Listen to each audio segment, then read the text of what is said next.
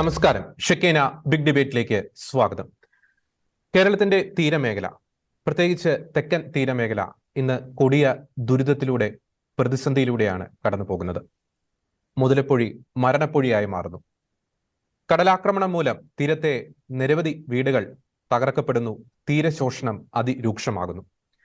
ഈ പ്രതിസന്ധികളുടെ എല്ലാം മധ്യത്തിൽ തീര ജനതയോടൊപ്പം നിൽക്കുന്നവരെ, പ്രത്യേകിച്ച് കത്തോലിക്ക സഭയിലെ വൈദികരെ കലാപകാരികളാക്കി ചിത്രീകരിക്കുന്ന അധികാരവർഗത്തിന്റെ ചില പ്രത്യേകതരം ഷോയ്ക്കെതിരെ തീരമേഖലയിലെങ്ങും പ്രതിഷേധം ഇരമ്പുകയാണ്.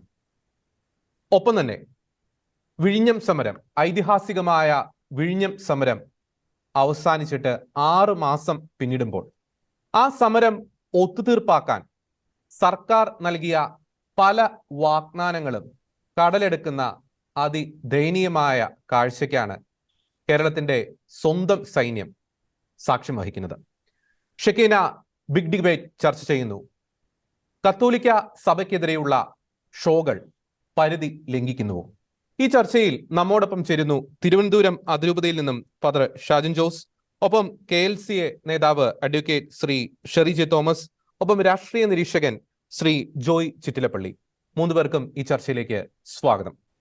ആദ്യം ഫാദർ ഷാജിൻ ജോസ്, ഞാൻ നേരത്തെ പറഞ്ഞതുപോലെ നമ്മളിപ്പോൾ സംസാരിക്കുന്നത് 2023 ജൂലൈ മാസം 13-ാം തീയതി, 2022 ജൂലൈ മാസം 19-ാം തീയതിയാണ് സെക്രട്ടേറിയറ്റ് പടിക്കൽ തിരുവനന്തപുരം അതിരൂപതയുടെ നേതൃത്വത്തിൽ വിഴിഞ്ഞം തുറമുഖത്തിനെതിരെ ഐതിഹാസികമായ ഒരു സമരം ആരംഭിക്കുന്നത്. പിന്നീട് ഓഗസ്റ്റ് മാസം 16-ാം തീയതി വിഴിഞ്ഞം തുറമുഖ കവാടത്തിൽ ആ ഒരു സമരം ആരംഭിക്കുന്നു. രാപ്പകൽ സമരം, ഒപ്പം തന്നെ ഉപരോധ സമരം, കടൽ സമരം ഒക്കെ വളരെ ഐതിഹാസികമായ രീതിയിൽ നടക്കുന്നു. പിന്നീട് ഡിസംബർ മാസം ആദ്യ ആഴ്ച ആ ഒരു സമരം ഒത്തുതീർപ്പിലേക്ക് പോകുന്നു. തുടർന്നുള്ള പല സംഭവ വികാസങ്ങളും, ഈ വിഴിഞ്ഞം സമരം തുടർന്നുള്ള പല സംഭവ വികാസങ്ങളും നാം പരിശോധിക്കുമ്പോൾ ഈ സർക്കാരിന്, അധികാര വർഗത്തിന് കത്തോലിക്ക സഭയോട്, പ്രത്യേകിച്ച് തിരുവനന്തപുരം ലത്തീൻ അതിരൂപതയിലെ വൈദികരോട് ഒരു അസഹിഷ്ണുത വർദ്ധിക്കുന്നതായി തോന്നിയിട്ടുണ്ടോ? അതിന്റെ ഏറ്റവും ഒടുവിലത്തെ ഉദാഹരണമാണോ ഈ കഴിഞ്ഞ ദിവസം മുതലപ്പൊഴിയിൽ നടന്ന ചില വിവാദ സംഭവങ്ങൾ? പ്രത്യേകിച്ച് യൂജിനച്ചനെതിരെ തിരുവനന്തപുരം അതിരൂപത വികാരി ജനറൽ യൂജിനച്ചനെതിരെ കേസെടുക്കുന്നു, കലാപാഹ്വാനം നടത്തിയെന്നൊക്കെ പറയുന്നു, വൈദികർ ഷോ നടത്തിയെന്ന മന്ത്രിമാർ തന്നെ ആരോപിക്കുന്ന ഒരു സ്ഥിതിവിശേഷം. ഇതിന്റെ എല്ലാം ഒരു വിരൽ ചൂണ്ടുന്നത് ഈ പ്രത്യേകിച്ച് അധികാര വർഗത്തിന് തിരുവനന്തപുരം ലത്തീൻ അതിരൂപതയിലെ വൈദികരുടെ നേരെ ഒരു അസഹിഷ്ണുത വർദ്ധിക്കുന്നതിന്റെ ഒരു സൂചനയാണോ ഫാദർ ഷാജിൻ ജോസ്? തീർച്ചയായിട്ടും ഇന്നലെ ഈ കഴിഞ്ഞ ദിവസങ്ങളിലുണ്ടായ മുതലപ്പൊഴിയിലുണ്ടായ അപകടം അറിഞ്ഞുടനെ തന്നെ സ്പോട്ടിലെത്തിയ ആളാണ് ഞാൻ. അതിരാവിലെ തന്നെ എത്തുകയും അന്നത്തെ ആ ദിവസത്തെ മുഴുവനും ആ ഒരു സംഘർഷാവസ്ഥയിൽ നിന്ന് ആ ജനത്തെ സാന്ത്വനിപ്പിക്കുവാനും ആശ്വസിപ്പിക്കുവാനും ഒക്കെ ഉണ്ടായിരുന്ന ഒരാളാണ് ഞാൻ. അത് പിന്നീട് കടന്നു വന്ന സർക്കാർ ഉദ്യോഗസ്ഥർക്ക് തന്നെ വളരെ വ്യക്തമായിട്ട് അറിയാവുന്ന ഒരു കാര്യമാണ്. അന്നവിടെ സംഭവിച്ചത് എന്ത് എന്ന് ആദ്യം മനസ്സിലാക്കിയാലേ ഇതിന്റെ ഉള്ളറിയാൻ നമുക്ക് സാധിക്കുകയുള്ളൂ. അന്നവിടെ സംഭവിച്ചത് ഏതാണ്ട് 12 മണിയോടുകൂടിയ ഈ മിനിസ്റ്റേഴ്സ് ഒക്കെ അവിടെ എത്തുന്നത്. 3 മന്ത്രിമാരാണ് മുതലപ്പൊഴി സന്ദർശിക്കാൻ എത്തുന്നത്. സ്വാഭാവികമായിട്ടും ഒരു പരിധിവരെ ആശ്വസിപ്പിക്കപ്പെട്ടിരുന്ന ജനം ഒരു ചോദ്യമേ അവരോട് ചോദിച്ചുള്ളൂ, മന്ത്രിമാരോട്, ഇനിയും ഇവിടത്തെ അശാസ്ത്രീയത പരിഹരിക്കുവാനായി ഞങ്ങൾ എത്ര ജീവൻ കൂടെ ഞങ്ങളുടെ ഭവനങ്ങളിൽ നിന്നും കുരുതി തരണം, ഞങ്ങളുടെ സഹോദരന്മാരും ഞങ്ങളുടെ പിതാക്കളുമായി എത്ര പേരുടെ ജീവൻ കൂടെ കുരുതി തരണം. ഇങ്ങനെ പറഞ്ഞ അമ്മമാരോടും സഹോദരിമാരോടുമാണ് മന്ത്രി കൂടുതൽ ഷോ കാണിക്കരുത് എന്നുള്ള വാക്ക് ഉച്ചരിക്കുന്നത്. പിന്നീട് അങ്ങോട്ട് മന്ത്രിമാർ ഇറങ്ങാൻ സമയത്താണ് അഭിവന്തി പിതാവ് വന്നപ്പോൾ, ഞാൻ അവിടെ ഉണ്ടായിരുന്നുവെങ്കിൽ പോലും മിനിസ്റ്റേഴ്സിനെ അറ്റൻഡ് ചെയ്യാൻ പോയിട്ടില്ലായിരുന്നു. പിതാവ് വന്നപ്പോൾ പിതാവിനെ സ്വീകരിക്കുവാനും യൂജിനച്ചനെ സ്വീകരിക്കുവാനും ഞാൻ പോയ സമയത്ത് ഇങ്ങനെ ഒരു കൂടിക്കാഴ്ച മാത്രമേ മിനിസ്റ്ററും യൂജിനച്ചൻ അല്ലെങ്കിൽ ബിഷപ്പുമായിട്ട് ഉണ്ടാകുന്നുള്ളൂ. അവർ തിരികെ പോകുന്ന സമയത്തുള്ള ഒരു കൂടിക്കാഴ്ച. അവിടെ നിന്നാണ് അത് കഴിഞ്ഞിട്ടുള്ള പത്രസമ്മേളനത്തിലാണ് ഞങ്ങൾ അറിയുന്നത് യൂജിനച്ചനെതിരെ കേസെടുത്തുവെന്നും അതും കലാപാഹ്വാനത്തിനാണ് കേസെടുത്തുവെന്നും. ഇനി അവിടെ നിന്ന ജനങ്ങളോട് എല്ലാവരോടും ചോദിച്ചാൽ അറിയാം എന്തുമാത്രം ത്യാഗം സഹിച്ചാണ് ഓരോ വൈദികരും അവിടെ ഉണ്ടായിരുന്നത് എന്ന്. പ്രത്യേകിച്ച് ഈ ആശ്വസിപ്പിക്കപ്പെട്ട അല്ലെങ്കിൽ കുടുംബനാഥന്മാരും സഹോദരങ്ങളും നഷ്ടപ്പെട്ട ഭവനങ്ങളിൽ എന്ത് ആശ്വാസമായിരുന്നുവെന്ന്. അഭിമന്യ പിതാവ് പോലും ഓരോ ഭവനത്തിലെത്തി അവരെയൊക്കെ ആശ്വസിപ്പിക്കുകയായിരുന്നു. ഇത് എനിക്ക് തോന്നുന്നത് ഈ രാഷ്ട്രീയക്കാർക്ക് തീരദേശത്തോടുള്ള ഒരു അവഗണനയുടെ പ്രതിഫലനമായിരുന്നു ഇവിടെ. കാരണം അവർ വന്നത് ഈ പറയുന്ന ഒരു ഷോ കാണിക്കാൻ വേണ്ടിയാണെന്ന് നമ്മൾ മനസ്സിലാക്കുന്നത് പിന്നീട് ചിന്തിക്കുമ്പോൾ. കാരണം അവരുടെ ലോക്കൽ രാഷ്ട്രീയ നേതാക്കളൊക്കെ വട്ടം ചുറ്റി നിർത്തിക്കൊണ്ട് സ്ഥലം സന്ദർശിക്കുകയും അതിൽ ഒന്ന് രണ്ട് പേര് കൂടെ ചേർത്ത് നിർത്തിക്കൊണ്ട് തീരസദസ് എന്ന പോലെ ചേർത്ത് നിർത്തൽ എന്ന് പറയുന്നത് പോലെ ഒരു ഷോ കാണിക്കാനുള്ള ഒരു പരിപാടിയായിരുന്നു അമ്മമാരുടെ ഇടപെടലിലൂടെ അത് അവർക്ക് അവസരം ഇല്ലാതെയായി പോയത്. അതുകൊണ്ട് തന്നെ ഈ ഒരു അസഹിഷ്ണുത, പ്രത്യേകിച്ച് തീരജനത എല്ലാ കാര്യങ്ങൾക്കും എന്നും എപ്പോഴും ആശ്രയിച്ചിരിക്കുന്നത് ഇടവകയും ഇടവക വികാരിയും ഇടവക സംവിധാനങ്ങളെയുമാണ്. ഇടവകരെ മാത്രമല്ല, മറിച്ച് പാരിഷ് കൗൺസിൽ അംഗങ്ങൾ മുഴുവനും അവർക്ക് അത്രയേറെ വിശ്വാസ്യമാണ്. അതുകൊണ്ട് തന്നെ ഈ കടൽ തീരത്താകട്ടെ കടലിലാകട്ടെ എന്തെങ്കിലും പ്രശ്നങ്ങൾ ഉണ്ടാകുമ്പോൾ അവർ ആദ്യം സമീപിക്കുന്നത്, ഇത് തിരുവനന്തപുരം മുഴുവനുമുള്ള ആദ്യം സമീപിക്കുന്നത് ഇടവകയായിരിക്കും, ഇടവക സംവിധാനങ്ങളെ ആയിരിക്കും. ഇടവക സംവിധാനങ്ങളാണ് ഏറ്റവും ആദ്യമായി എന്തെങ്കിലും ചെയ്യുന്നുണ്ടെങ്കിൽ അത് ഓഖി മുതൽ ഇങ്ങോട്ട് എടുത്തു കഴിഞ്ഞാൽ അറിയാം. ഓഖിയിൽ തിരുവനന്തപുരത്ത് തന്നെ ഏതാണ്ട് ഈ 40ഓളം വള്ളങ്ങൾ ഇറക്കിയാണ് അപകടത്തിൽ പെട്ടുപോയവരെ രക്ഷിക്കുവാൻ വേണ്ടി സഭയുടെ നേതൃത്വത്തിൽ, വൈദികരുടെ നേതൃത്വത്തിൽ വള്ളങ്ങൾ ഇറക്കി ജനം ഓഖിയിൽ ഈ കടലിൽ നിന്നും ജീവനോടുകൂടി ഒരു ദിവസം കഴിഞ്ഞ് 2 ദിവസം കഴിഞ്ഞ് ജീവനോടുകൂടി ആൾക്കാരെ തിരിച്ചു കൊണ്ടുവരുന്നത്. അത്രയേറെ ജനം ഈ പുരോഹിതരെ ഇവിടെ വിശ്വസിക്കുന്നുണ്ട്. അതുകൊണ്ട് തന്നെ ഈ തീരദേശത്തുണ്ടാകുന്ന ഒരു പ്രശ്നത്തിൽ, തീരദേശത്തുണ്ടാകുന്ന അതൊരു സംഘർഷമാകട്ടെ, ഒരു ആവശ്യമാകട്ടെ, ജനങ്ങളുടെ ഏറ്റവും അത്യാവശ്യമാകട്ടെ, അതിലൊന്നും പുരോഹിതന് മുഖം തിരിഞ്ഞു നിൽക്കാൻ സാധിക്കുകയില്ല എന്നുള്ളത് ഒരു യാഥാർത്ഥ്യമാണ്. അതിനെ ഒരു അസഹിഷ്ണുതയോടുകൂടി കാണുന്ന ഭരണവർഗമുണ്ട് എങ്കിൽ അതിങ്ങനെ മുന്നോട്ട് പോകുക തന്നെ അസാധ്യമാണ്. അതാ ഇവിടെ കണ്ടുവരുന്നത്. മറിച്ച് തോളോട് തോൾ ചേർന്ന് ഒരുമിച്ച് പ്രവർത്തിച്ചു കഴിഞ്ഞാൽ തീരദേശത്ത് ഒരുപാട് വികസനങ്ങളും ഒപ്പം ജനങ്ങൾക്ക് ആശ്വാസമാകുന്ന പദ്ധതികളും കൊണ്ടുവരാൻ സാധിക്കുമെന്നതാണ്. ചെറിയ കാര്യങ്ങൾക്ക് പോലും മാറ്റി നിർത്തി കേസിടുകയും അതിലൂടെ ഈ പൊതുജന സമ്മതി കുറയ്ക്കാമെന്നൊരു മിഥ്യാധാരണ സർക്കാർ സംവിധാനങ്ങൾക്ക് നല്ലതല്ല എന്നുകൂടെ ഓർമ്മപ്പെടുത്തുന്നു. ഫാദർ ഷെജിൻ ജോസ്, അങ്ങേക്ക് പോകാൻ ധൃതിയുള്ള കാരണം കുറച്ച് ചോദ്യങ്ങൾ കൂടി അങ്ങയോട് ഞാൻ ചോദിക്കുകയാണ്. പ്രത്യേകിച്ച് മുതലപ്പുഴയിൽ കഴിഞ്ഞ ദിവസം മരണമടഞ്ഞ 4 നമ്മുടെ പ്രിയ സഹോദരങ്ങൾ, കുഞ്ഞുമോൻ, സുരേഷ് ഫെർണാണ്ടസ്, ബിജു, റോബിൻ, 4 മരണം നമുക്ക് ആ ദൃശ്യങ്ങളിൽ ഒക്കെ വളരെ കാണാൻ കഴിയും. വളരെ ദാരുണമായിട്ടുള്ള ദൃശ്യങ്ങൾ, മനുഷ്യ മനസാക്ഷിയെ മരവിപ്പിച്ചു പോകുന്ന പല ദൃശ്യങ്ങളും, ആ പുലിമുട്ടുകളുടെ ഇടയിൽ നിന്നും ആ ഒരു ഡെഡ് ബോഡിയൊക്കെ എടുക്കുന്ന ദൃശ്യങ്ങളൊക്കെ മാധ്യമങ്ങളിൽ നാം കണ്ടതാണ്. പക്ഷേ ഇതിനൊരു വേണ്ടത്ര ഒരു പ്രാധാന്യം ഭരണവർഗം കൊടുത്തിരുന്നു ഈ ഒരു ദാരുണ സംഭവത്തിന്. ഈ ഒരു ദാരുണ സംഭവത്തിന്റെ ഒരു തീവ്രത അല്ലെങ്കിൽ അതിന്റെ ഒരു സീരിയസ്നെസ് ഈ ഒരു ഇത്തരത്തിലുള്ളൊരു വിവാദം സൃഷ്ടിച്ച് ഈ ഷോ പോലുള്ള ഒരു വിവാദ പരാമർശങ്ങളൊക്കെ നടത്തി ഈ ഒരു സംഭവത്തിന്റെ സീരിയസ്നെസ്, ഇതിന് ഒരു ശാശ്വത പരിഹാരം മാധ്യമങ്ങൾ പോലും അത്തരത്തിലുള്ള ചർച്ചകളിലേക്ക് പോകുന്നില്ല. ഈ ഒരു വിവാദങ്ങളിലേക്കായിരുന്നു ഈ ഒരു ദാരുണ സംഭവം കൂടുതൽ ഒരു ഫോക്കസ് ചെയ്യപ്പെട്ടത്. എന്തുകൊണ്ടാണ് അങ്ങനെ സംഭവിച്ചത്? ഇതിന് ശാശ്വതമായിട്ടുള്ള ഒരു പരിഹാരം തന്നെ വരേണ്ടതല്ലേ? ഒപ്പം തന്നെ മറ്റൊരു കാര്യം കൂടി അതിന്റെ ഒരു ഉപചോദ്യമായിട്ട് ചോദിക്കുകയാണ്. ഈ ഒരു വിവാദ സംഭവം നടന്നതിന് ശേഷം പ്രത്യേകിച്ച് യൂജിനെ ഒക്കെ പറയുകയുണ്ടായി, മുതലപ്പുഴയിൽ ഏകദേശം 60-ന് മുകളിൽ ആളുകൾ അവിടുത്തെ ഈ തിരമാല മൂലം ഒക്കെ ബോട്ട് അപകടത്തിൽപ്പെട്ട് മരണമടയുന്ന ഒരു സാഹചര്യം. ആ ഒരു കണക്കിൽ ഒരു വ്യക്തത അങ്ങോട്ട് ചോദിക്കുകയാണ്. ഈ വിഴിഞ്ഞം തുറമുഖ നിർമ്മാണം നടന്നതിന് ശേഷം എത്രത്തോളം മരണം അവിടെ സംഭവിച്ചിട്ടുണ്ട്? ഫാദർ ഷെജിൻ ജോസ്. ഏതാണ്ട് 18 വർഷമായി മുതലപ്പുഴി അവിടെ ഈ ഒരു ഫിഷിംഗ് ഹാർബറായിട്ട് പ്രവർത്തിക്കാൻ തുടങ്ങിയിട്ട് 2006-കളിലെ അതിന്റെ പ്രവർത്തനം ആരംഭിച്ചുവെങ്കിൽ പോലും ഏതാണ്ട് ഒരു 18 വർഷമായിട്ട് അവിടെ ആരംഭിക്കാൻ തുടങ്ങിയിട്ട്.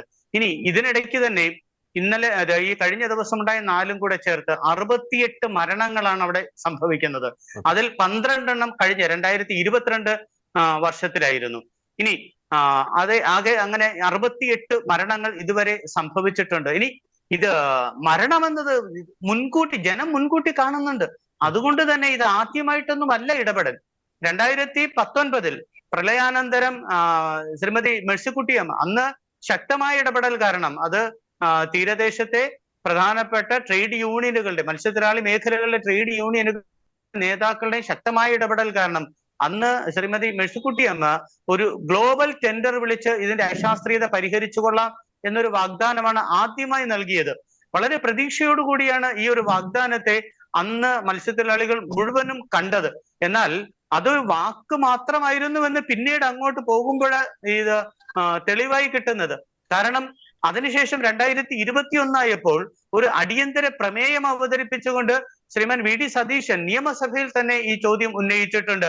അന്ന് മരണസംഖ്യ പറഞ്ഞുകൊണ്ട് ഇത്രയും നാളും ഇതുവരെ ഒന്നും ചെയ്തില്ല എങ്കിലും നമ്മൾ എല്ലാവരും ഒരുമിച്ച് ചെയ്യേണ്ടതാണ്. ആരാണോ ഭരിക്കുന്നത് അവർക്ക് കൂടുതൽ ഉത്തരവാദിത്വം പരിഹരിക്കാൻ ഒരു അടിയന്തര പ്രമേയത്തിലൂടെ അന്ന് പറഞ്ഞ് ഞങ്ങൾ പഠിക്കുവാൻ വേണ്ടി ഒരു സമിതി ഏൽപ്പിക്കുമെന്ന്. നല്ല കാര്യം, പഠിക്കുവാൻ വേണ്ടി സമിതി ഏൽപ്പിക്കട്ടെ. വീണ്ടും 2022 ഓഗസ്റ്റ് മാസത്തിലാണ് അവർ ആദ്യമായി CWPRS, central water power and research agency, അത് ഏൽപ്പിക്കുന്നത്.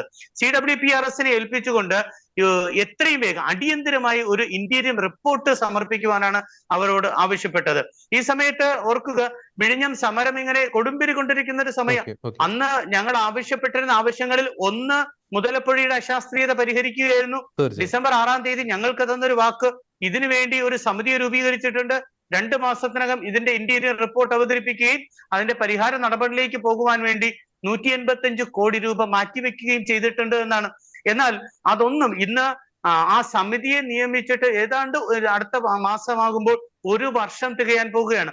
ഈ 1 വർഷം തികഞ്ഞിട്ടും അവർ ഒരു ദിവസം മുതലപ്പുഴയിൽ വന്നു നിന്ന് ആ പാലത്തിൽ നിന്ന് മുതലപ്പുഴ നോക്കി കണ്ടതല്ലാതെ അതിന്റെ അടിയൊഴുക്കുകളെ കുറിച്ചോ ഇതിന്റെ അശാസ്ത്രീയതയെ കുറിച്ചോ ഈ പുലിമുട്ടിൽ വന്നുപോയ ഇത് കേടുപാടുകളെ കുറിച്ചോ അല്ലെങ്കിൽ അദാനിക്ക് വേണ്ടി ബാർജ് കൊണ്ടുവരാൻ വേണ്ടി അവിടെ പൊളിച്ചെടുത്ത് തോണ്ടിക്കൊണ്ടുപോയ പുലിമുട്ടിന്റെ ഒരു ഭാഗത്തെക്കുറിച്ചോ ഒന്നും പഠിച്ചിട്ടില്ല എന്ന് വേണം കരുതുവാൻ വേണ്ടി. അല്ലെങ്കിൽ അത് പഠിക്കുന്നത് തന്നെ അവർക്ക് അപകടം എന്ന് മുന്നിൽ കണ്ടുകൊണ്ടാകാം അങ്ങനെ ഒരു റിപ്പോർട്ട് പോലും അവര് മുന്നിൽ വയ്ക്കാത്തത്. അതുകൊണ്ട് തന്നെ ഈ നിരന്തരമായി തീരദേശത്തോട് ഇങ്ങനെ അവഗണന കാണിച്ചുകൊണ്ടിരിക്കുന്ന ഒരു സംവിധാനമായിട്ടാണ് ഇതിനെ കാണുന്നത്.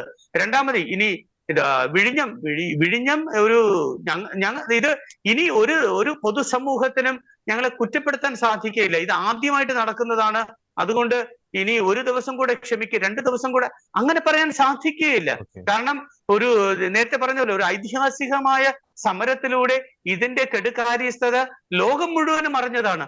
ഈ ലോകം മുഴുവനും അറിഞ്ഞൊരു കാര്യത്തെ എത്രയും വേഗം പരിഹരിച്ചെടുക്കാൻ സാധിക്കുന്നില്ല.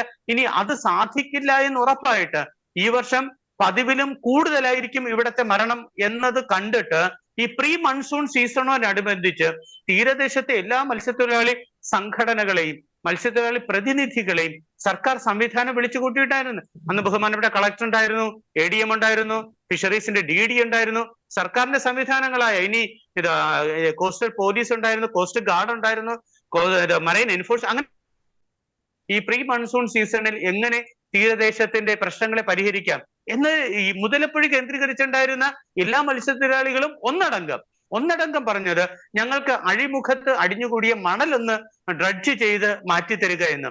ഇത് മത്സ്യത്തൊഴിലാളികൾ കണ്ടുപിടിച്ചതൊന്നും അല്ല, മറിച്ച് അവസാനമായി പഠിച്ച, ഇത് 3 ഏജൻസി പഠിച്ചൊരു പുലിമുട്ട് അല്ലെങ്കിൽ ഫിഷിംഗ് ഹാർബറാണ് നമ്മുടെ മുതലപ്പുഴ എന്നത്. അവസാനമായി പഠിച്ചത് NIOT, ചെന്നൈ NIOT. ഇതിന്റെ തെളിവെടുപ്പിന് വേണ്ടി ഞങ്ങളും NIOT-യിൽ ഞങ്ങൾ ഫ്ലൈറ്റ് കയറ്റി കൊണ്ടുപോയിട്ടുണ്ടായിരുന്നു. അപ്പോ പറഞ്ഞു വന്നത് ഇതിന്റെ അശാസ്ത്രീയതയെ കുറിച്ച് പറയുമ്പോൾ ഇത് നെഗ്ലിജൻസിലൂടെ ഒരു മനഃപൂർവമായ അവഗണനയുടെ സംഭവിച്ചെടുക്കുന്ന അപകടങ്ങളാണ്. കാരണം അതിൽ ഡ്രഡ്ജ് ചെയ്ത് മണല് വടക്കുവശത്ത് നിക്ഷേപിക്കണമെന്ന് അതിന്റെ DPR-ൽ പോലും ഉള്ള കാര്യം അത് നടപ്പിലാക്കാൻ സാധിക്കാതെ വിളിച്ചു വരുത്തിയ അപകടത്തെ ഒരു നാച്ചുറൽ കലാമിറ്റിയായി പോലും കാണരുത്. ഇതിന് ശക്തമായ നടപടികൾ, അതിന് ഉത്തരവാദിത്വം. അതായത് അങ്ങ് പറയുന്നത് ഒരു മനുഷ്യനിർമ്മിത ദുരന്തം തന്നെയാണെന്നാണ് അങ്ങ് അഭിപ്രായം? ഉറപ്പായിട്ടും. കാരണം ഒത്തിരിയേറെ അവസരങ്ങളിൽ ഇതിന്റെ അശാസ്ത്രീയതയെ മുന്നിൽ വയ്ക്കുകയും മത്സ്യത്തൊഴിലാളികൾ അനുഭവിക്കുന്ന പ്രധാനപ്പെട്ട ബുദ്ധിമുട്ടുകൾ അത് ഒന്നുകൂടെ ഇവരിൽ അക്കമിട്ട് നിരത്തി തരാം. ഒന്നാമതായി ഈ ഇതിന്റെ അഴിമുഖത്തടിയുന്ന മണലടിയുകയും മണൽത്തിട്ട് രൂപീകരിക്കുകയും തിരത്തള്ളല് വലിയ തിരയായി രൂപാന്തരപ്പെടുകയും അത് കാരണം വള്ളങ്ങൾ മറിയുകയും അവർ അപകടത്തിലാകുകയും ചെയ്യുന്നു. അതുകൊണ്ട് തന്നെ അതിന് അഴിമുഖത്തടിയുന്ന മണല് നീക്കം ചെയ്യുക, ഡ്രഡ്ജ് ചെയ്ത് മാറ്റുക ഒന്നാമത്തെ ആവശ്യമായിരുന്നു. രണ്ടാമത്തെ ആവശ്യം പുലിമുട്ട് 3 ഘട്ടങ്ങളിലായാണ് അത് പ്രവർത്തനം പൂർത്തീകരിച്ചത്. അവസാനമായി 40 മീറ്റർ നീളം കൂട്ടിയപ്പോൾ സ്വാഭാവികമായും സംഭവിച്ചത് പുലിമുട്ടുകളുടെ മൗത്തിന് അകത്തേക്ക് 20 മീറ്റർ വീതം ടെട്രോപാഡുകൾ കൊണ്ട് വലിയ പാറകൾ കൊണ്ട് നിറച്ചപ്പോൾ ഈ ഓടി വരുന്ന വള്ളങ്ങൾ ഓളത്തിൽ ലക്ഷ്യം ഒന്ന് തെറ്റിക്കഴിഞ്ഞാൽ ഈ പാറയിലിടിച്ച് തകരുകയും അവിടെ ഒരുപാട് അപകടങ്ങൾ ഉണ്ടാകുകയും ചെയ്യുന്നു. അതുകൊണ്ട് രണ്ടാമതായി ഈ മൗത്ത് 90 മീറ്ററിൽ നിന്നും 50 മീറ്റർ ആയി പോയതിനെ പഴയ സ്ഥിതിയിലേക്ക് പുനർനിർമ്മിക്കുക എന്നുള്ളൊരു ആവശ്യം ഉന്നയിച്ചിട്ടുണ്ടായിരുന്നു. മൂന്നാമതായിട്ട് ഈ അദാനി പോർട്ടിന് വേണ്ടി പാറ കൊണ്ടുപോകാൻ വേണ്ടിയുള്ള ഒരു അവരുടെ ബാർജ് വന്നെടുക്കുവാൻ വേണ്ടി ഒരു പുലിമുട്ടിന്റെ ഒരു ഭാഗം അവര് പൊളിച്ചെടുത്ത് അത് അവിടെ കൂട്ടിയിട്ടിരിക്കുകയായിരുന്നു. എന്നാൽ അവരുടെ ഉപയോഗം കഴിഞ്ഞ് ഈ ബാർജ് തിരികെ പോയപ്പോൾ അവിടെ ഉണ്ടായിരുന്ന പുലിമുട്ടിന്റെ പകുതി തോണ്ടിക്കൊണ്ടാ പോയത്. അതുകൊണ്ട് തന്നെ അത് ബലക്ഷയം സംഭവിച്ചുകൊണ്ടിരിക്കുന്നു. തിര തടയാൻ സാധിക്കാത്ത വിധം അത് പ്രശ്നമായിക്കൊണ്ടിരിക്കും. അങ്ങനെ അക്കമിട്ട് ഇതിന്റെ പ്രശ്നങ്ങളെ നിരത്തിയിട്ട് പോലും അതിനെതിരെ ഒരു അവഗണന നിറഞ്ഞ മനോഭാവമാണ് ഇന്നും മുതലപ്പൊഴിയോ. Okay, yes. ഞാൻ ഒരു അവസാനമായി അങ്ങയുടെ ഒരു ചോദ്യം കൂടി, അങ്ങേക്ക് പോകാൻ ധൃതിയുണ്ടെന്ന് മനസ്സിലാക്കുന്നുവെങ്കിൽ അവസാനമായി ഒരു ചോദ്യം കൂടി. ഡിസംബർ 6-ാം തീയതിയാണ് ഈ വിഴിഞ്ഞം സമരവുമായി ബന്ധപ്പെട്ട ഒരു ഒത്തുതീർപ്പിലേക്ക് സർക്കാർ സമരസമിതിയുമായി കടന്നു വരുന്നത്. അതിൽ 5 പ്രധാനപ്പെട്ട ഒരു പോയിന്റ്സ് വളരെ പെട്ടെന്ന് ആ ഒരു പോയിന്റ്സിന്റെ ഒക്കെ ഒരു നിലവിലൊരു സ്റ്റാറ്റസ് അങ്ങ് വിശദീകരിക്കുകയാണെങ്കിൽ വളരെ വ്യക്തമായിരുന്നു.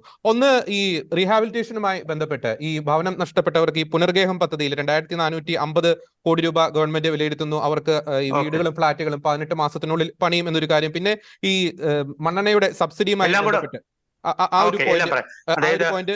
ഒന്നാമത് ഭവനം എല്ലാം ഞാൻ പറയാം. ഒന്നാമതായി ഭവനം നഷ്ടപ്പെട്ടവർക്ക് അവരെ മാന്യമായി പുനരധിവസിപ്പിക്കണം എന്നതായിരുന്നു നമ്മുടെ ആവശ്യം. അതായത് വർഷങ്ങളായി ഗോഡൌണുകളിൽ ഏതാണ്ട് 3-4 വർഷങ്ങൾ ഈ കൊറോണയുടെ സമയത്ത് പോലും പുഴുക്കളെ പോലും അല്ലെങ്കിൽ കന്നുകാലികളെ പോലെ ഗോഡൌണുകളിൽ കഴിഞ്ഞിരുന്നവരെ പുനരധിവസിപ്പിക്കുവാനുള്ള ഒരു മാന്യമായി പുനരധിവസിപ്പിക്കാനുള്ള സംവിധാനം അന്ന് ഈ ഊരാളുങ്കൽ URLCC-യുമായിട്ട് കരാറിൽ ഏർപ്പെടുകയും അവർ പണി ആരംഭിക്കുകയും ചെയ്തിട്ട് ഒരു 7 മാസം മുമ്പ് പണി ആരംഭിക്കുകയും ചെയ്തിട്ടുണ്ട്. എന്നാൽ അവിടെ ചെന്ന് നോക്കുവാനോ പണി എന്തോരമായി എന്ന് മനസ്സിലാക്കുവാനോ ഉള്ള ഒരു എൻട്രി പോലും തടഞ്ഞു വെച്ചുകൊണ്ട് ഗാർഡുകളെ നിർത്തി അവിടെ. അതുകൊണ്ട് തന്നെ ഇപ്പോൾ എന്തുമാത്രം പണി മുന്നോട്ട് പോയി എന്ന് നമുക്ക് അറിയാൻ സാധിക്കുന്നില്ല. പക്ഷേ അതിന്റെ പ്ലാന് ുമ്പോഴും ഒക്കെ അത് രൂപതയെ വിശ്വാസ്യതയെടുത്തുകൊണ്ട് രൂപതയുടെ തന്നെ പ്രധാനപ്പെട്ട ആർക്കിടെക്ചർ കോളേജിൽ നിന്ന് അവിടുത്തെ എക്സ്പേർട്സ് അതിനെക്കുറിച്ച് നന്നായി പഠിച്ച് അതിന്റെ ഡിസൈനൊക്കെ പൂർത്തീകരിച്ചിട്ടുണ്ടായിരുന്നു. പക്ഷെ പണി എന്തുമാത്രം മുന്നോട്ട് പോയി എന്ന് നമുക്കറിയാൻ സാധിക്കുന്നില്ല. രണ്ടാമതായി തിരുവനന്തപുരം പ്രദേശത്തെ 3 ഹോട്ട്സ്പോട്ടുകളെ പ്രഖ്യാപിച്ച പൊഴിയൂര്, വലിയതുറ, അഞ്ചുതെങ്ങ് മേഖലകളെ തീരശോഷണത്തിൽ നിന്ന് സംരക്ഷിക്കുക എന്നത് നാളിതുവരെ ഒരു വിരൽ പോലും അനക്കിയിട്ടില്ല എന്നുള്ളതാണ് യാഥാർത്ഥ്യം. ഈ മൺസൂൺ സീസണിൽ പൊഴിയൂര് മേഖലകളിൽ അത് തമിഴ്നാടുമായിട്ട് കണക്ട് ചെയ്യുന്ന ഒരേ ഒരു റോഡ് സംസ്ഥാന ഹൈവേ അത് കടലെടുത്ത് അവിടെ വണ്ടി ഓടാൻ സാധിക്കും. അങ്ങനെ തീരദേശ റോഡ് പോലും നഷ്ടപ്പെട്ടു. പിന്നെ മൂന്നാമതായിട്ട് വാടക കൊടുത്ത് പുനരധിവസിപ്പിക്കണമെന്ന് പറഞ്ഞു. എന്നാൽ ഇന്ന് വാടക കൊടുക്കുന്നുണ്ട്, കുറച്ചു പേർ ഒഴിവാക്കിയതായി നമുക്ക് കാണാൻ സാധിക്കുന്നുണ്ട്. നാലാമതായി വാണിംഗ് ദിവസങ്ങളിൽ അവർക്ക് മാന്യമായ നഷ്ടപരിഹാരം നൽകണമെന്നുള്ളൊരു ആവശ്യമുണ്ടായിരുന്നു. അത് കഴിഞ്ഞ ഡിസംബർ വരെയുള്ള 2022 വരെയുള്ള എല്ലാ വാണിങ്ങുകളെയും കണക്കിലെടുത്തുകൊണ്ട് ദിവസം 200 രൂപ വെച്ച് 15 ദിവസം കണക്കാക്കി ഓരോ മത്സ്യത്തൊഴിലാളിക്കും 3000 രൂപ കൊടുക്കുമെന്ന് വാഗ്ദാനം ചെയ്യുകയും അതിന് 50 കോടി മാറ്റിവെക്കുകയും ചെയ്തതായിട്ട് അറിയാം. പക്ഷെ എന്തുമാത്രം പേർക്ക് കിട്ടി, അർഹരായവർക്ക് കിട്ടി എന്നുള്ളത് ഇന്നും ഒരു സംശയമായി നിലനിൽക്കുന്നുണ്ട്. ഇനി നാലാമതായിട്ട് വാടക കൊടുക്കുന്ന ഇനത്തിൽ അത് ഞാൻ പറഞ്ഞു എന്ന് തോന്നുന്നു. അഞ്ചാമതായിട്ട് മണ്ണെണ്ണയുടെ സബ്സിഡിയോടുകൂടി മണ്ണെണ്ണയുടെ വില കുറയ്ക്കുക എന്നത് എനിക്കൊന്ന് ഇന്ന് റീസണബിൾ ആയിട്ട് കുറഞ്ഞിട്ടുണ്ട്. 61 രൂപ റേഷൻ മണ്ണെണ്ണ 69 രൂപയ്ക്ക് കിട്ടുമെങ്കിൽ പോലും മത്സ്യത്തൊഴിലാളികൾക്ക് പ്രാപ്യമായിരിക്കുന്നത് അതൊരു 100 രൂപ അടുപ്പിച്ചാണ്. അതുകൊണ്ട് ആ ഒരു ഡിഫറൻസ് പോലും പരിഹരിക്കുവാനായി സർക്കാരിന് സാധിക്കുന്നില്ല. 4, പോർട്ട് നിർത്തിവെച്ചതിന്റെ ഇത് 7ാമത്തത് പോർട്ട് നിർത്തിവെച്ച് പഠനം നടത്തണമെന്നുള്ളതായിരുന്നു. പഠനം നടത്താൻ വേണ്ടി കുഡാലെ കമ്മീഷനെ ഏർപ്പെടുത്തിയെങ്കിലും കുഡാലെ കമ്മീഷൻ തെളിവെടുപ്പിന് വേണ്ടി തീരദേശത്ത് വന്നു. ഞങ്ങളുടെ ആവശ്യങ്ങളെല്ലാം സമർപ്പിച്ചുവെങ്കിലും ഒരു റിപ്പോർട്ട് അവർ സമർപ്പിച്ചിട്ടില്ല. ഈ പഠനം തീരശോഷണവുമായി ബന്ധപ്പെട്ടല്ലേ? കഴിഞ്ഞ ഒക്ടോബറിലല്ലേ ഈ ഒരു 4-അംഗ സമിതി രൂപീകരിച്ചത്? ഇനി വിഴിഞ്ഞത്ത് മന്ത്രി പറയുന്നത് പോലെ കപ്പലടക്കാൻ ഇനി മാസങ്ങൾ മാത്രം ശേഷിക്കെ ഈ മൺസൂണിൽ തന്നെ കണ്ണാന്തറ പോലുള്ള ഭാഗങ്ങളിൽ അതിശക്തമായിട്ടുള്ള ഒരു തീരശോഷണം നടന്നുകൊണ്ടിരിക്കുന്നു. ഇതുവരെ ഇപ്പൊ ഒരു കമ്മിറ്റിയുടെ സ്റ്റാറ്റസ് ആണ്. ഏതെങ്കിലും തരത്തിലുള്ള ഇടക്കാല റിപ്പോർട്ട് അങ്ങനെ എന്തെങ്കിലും സമർപ്പിക്കുകയുണ്ടായോ? നാളിതുവരെ അങ്ങനെ ഒരു റിപ്പോർട്ടും കുഡാലെ കമ്മിറ്റി ഓക്കെ. സർക്കാരിന് മുമ്പിലോ പൊതുജനത്തിന്റെ മുമ്പിലോ വച്ചിട്ടില്ല. നമ്മുടെ ഹിയറിംഗ് നടത്തി എന്നുള്ളത് മാത്രമാണ് നമുക്കറിയാവുന്ന ഒരു വസ്തുത. നാളിതുവരെ അവരുടെ റിപ്പോർട്ടായിട്ട് ഒന്നും വന്നിട്ടില്ല. പക്ഷേ മറ്റ് സംസ്ഥാനത്തിന്റെ സെൻട്രൽ ആൻഡ് നോർത്തേൺ ഡിസ്ട്രിക്റ്റുകളുമായി താരതമ്യം ചെയ്യുമ്പോൾ ഈ തിരുവനന്തപുരം ഭാഗത്ത് താരതമ്യേന കുറഞ്ഞ മൺസൂൺ മഴയും ഒപ്പം കാറ്റുകളും അടിച്ചു. അതുകൊണ്ട് തന്നെ ചെറുതായിട്ടൊന്ന് സംരക്ഷിക്കപ്പെട്ടു നിൽക്കുന്നു ഞങ്ങളുടെ തീരമൊക്കെ. പക്ഷേ ഇനിയുള്ള ഈ കർക്കിടകം ഇങ്ങനെ വരുവാൻ മൺസൂണിന്റെ ഏറ്റവും അവസാനത്തെ സമയമാണ് ഏറ്റവും ശക്തമായ തിരത്തള്ളൽ ഉണ്ടാകുന്നതും റഫാകുന്നതും. അത് വലിയ കാഷ്വാലിറ്റി വരുത്തും. പ്രത്യേകിച്ച് കണ്ണാന്തര, വെട്ടുകാട് പോലെയുള്ള ഇടങ്ങളിൽ വലിയ കാഷ്വാലിറ്റി വരുത്തുമെന്ന് തന്നെയാണ് ഞങ്ങൾ ഭയപ്പെടുന്നത്. ഓക്കെ, വളരെ നന്ദി. ഈ ഒരു ഘട്ടത്തിൽ ഫാദർ ഷെജിൻ ജോസ്. അഡ്വക്കേറ്റ് ശ്രീ ഷെറി, ഇന്ന് KRLCCയുടെ വളരെ ശ്രദ്ധേയം എന്ന് വിശേഷിപ്പിക്കാവുന്ന ഒരു പ്രസ്താവന വന്നിട്ടുണ്ട്. അതിലൊരു പ്രധാനപ്പെട്ട ഒരു വാചകം അങ്ങയുടെ ശ്രദ്ധയിൽ ഞാൻ പെടുത്തുകയാണ്. ഒന്ന്, ലത്തീൻ കത്തോലിക്ക സഭയെ നിരന്തരം അപമാനിക്കുന്ന സർക്കാരിന്റെ ശ്രമങ്ങൾ ഗൗരവത്തോടെയാണ് KRLCC നോക്കിക്കാണുന്നത്. ബിഷപ്പ് വർഗീസ് ചക്കാലക്കൽ വ്യക്തമാക്കി. നമുക്കറിയാം, തിരുവനന്തപുരം ലത്തീൻ അതിരൂപതയുമായി ബന്ധപ്പെട്ട് നമ്മൾ ഇപ്പോൾ ഡിസ്കസ് ചെയ്ത പല വിഷയങ്ങളും ഈ സർക്കാരും അതിരൂപതയും തമ്മിലുള്ള ഒരു ഏറ്റുമുട്ടൽ എന്ന രീതിയിലേക്ക് വരുന്നുണ്ട്. ഈ അപമാനിക്കുന്ന സർക്കാരിന്റെ ശ്രമങ്ങൾ, എന്തുകൊണ്ടാണ് അത്തരത്തിൽ ഒരു പരാമർശം? സർക്കാരിനെതിരെയുള്ള കേരളത്തിലെ ലത്തീൻ കത്തോലിക്ക സഭയുടെ ഒരു യുദ്ധ പ്രഖ്യാപനമാണോ ഈ ഒരു പ്രസ്താവന, ശ്രീ ഷെറി? ഒരിക്കലും ഒരു യുദ്ധപ്രഖ്യാപനമല്ല, നിലനിൽപ്പിന് വേണ്ടിയുള്ള ഒരു ആഹ്വാനം മാത്രമാണ്. ഇത് അത്തരത്തിൽ ഒരു വ്യാഖ്യാനം വരാൻ തന്നെ കാരണം, കഴിഞ്ഞ ദിവസത്തെ സംഭവവുമായി ബന്ധപ്പെട്ടുള്ള ചർച്ചകളിൽ ബഹുമാനപ്പെട്ട മന്ത്രിമാരാണ് ഈ വിഴിഞ്ഞം സമരത്തെ അതുമായി ബന്ധപ്പെടുത്തി പരാമർശിച്ചത്. യഥാർത്ഥത്തിൽ വിഴിഞ്ഞം സമരത്തിനും അതിന്റെ കേസുകൾക്കും ഈ മുതലപ്പുഴയിൽ കഴിഞ്ഞ ദിവസം ഉണ്ടായ അപകടവുമായി യാതൊരു ബന്ധവുമില്ല. പക്ഷെ വിഴിഞ്ഞം സമരത്തിൽ പരാജയപ്പെട്ടതിന്റെ ചില വിഷയങ്ങൾ എന്നൊക്കെ പറഞ്ഞ് അതുമായി ബന്ധപ്പെടുത്തിയുള്ള സംസാരം അവിടെ സന്നിഹിതരായിരുന്ന മന്ത്രിമാരിൽ നിന്ന് വന്നത് തന്നെ അവര് ഇതിനെ നോക്കിക്കാണുന്ന രീതി വ്യക്തമാക്കുന്നതാണ്. നമുക്കറിയാമല്ലോ, അവിടെ ഇന്നിപ്പോ മറ്റൊരു മന്ത്രി പറയുന്നത് ഞാൻ ചാനലിൽ സ്ക്രോളിംഗ് കണ്ടു, ഈ ഇവിടെ മുതലപ്പുഴയിൽ കലാപം ഉണ്ടാക്കാൻ ഗൂഢാലോചന നടത്തി ശ്രമം നടന്നു, ആ സ്ഥലത്തില്ലാത്ത ആളുകൾ എന്തിനവിടെ വന്നു എന്നൊക്കെയാണ് മന്ത്രി ചോദിക്കുന്നത്. അങ്ങനെയാണെങ്കിൽ ആദ്യത്തെ ചോദ്യം മന്ത്രിയോടാണ്. മന്ത്രി ആ സ്ഥലത്തുള്ളതല്ലല്ലോ. ഇന്ന് സജി ചെറിയാൻ മന്ത്രിയാണ് പ്രസ്താവന ഞാനിപ്പോ സ്ക്രോളിംഗ് കണ്ടത്. മന്ത്രി എന്തിനാണ് അവിടെ വരുന്നത്? ഫിഷറീസ് മന്ത്രിയാണ്, ശരിയാണ്. പക്ഷെ സ്ഥലത്തില്ലാത്തവർ വരുന്നതിനെ പോലും ചോദ്യം ചെയ്യുന്ന ഒരു ഘട്ടത്തിലേക്ക് നമ്മുടെ രാജ്യത്തെ ജനപ്രതിനിധികൾ അങ്ങനെ ചോദ്യം ചോദിക്കാൻ ധൈര്യപ്പെടുന്നുവെങ്കിൽ നമുക്ക് പിന്നെ ഈ ജനാധിപത്യത്തിൽ വേറെ ഏത് രീതിയിലാണ് പ്രതികരിക്കാനാവുക? ഇവിടെ ഇങ്ങനെ ഒരു നിലനിൽപ്പിന് വേണ്ടി ലത്തീൻ സമുദായത്തെ അല്ലെങ്കിൽ സഭയെ പല രീതിയിൽ വളഞ്ഞിട്ട് ആക്രമിക്കുന്ന ഒരു കാഴ്ചയാണ് കണ്ടത്. അത് കഴിഞ്ഞു. അതിന് തന്നെ ഇപ്പൊ അച്ഛൻ പറഞ്ഞ കമ്മിറ്റി, കുടാല കമ്മിറ്റിയുടെ റിപ്പോർട്ട് ഒരുപക്ഷെ നിങ്ങളൊക്കെ ശ്രദ്ധിച്ചിട്ടുണ്ടാവും. 7/1/2023 ആ ജിയോ 29/2023 ഉത്തരവിറക്കിയത് 7/1/2023.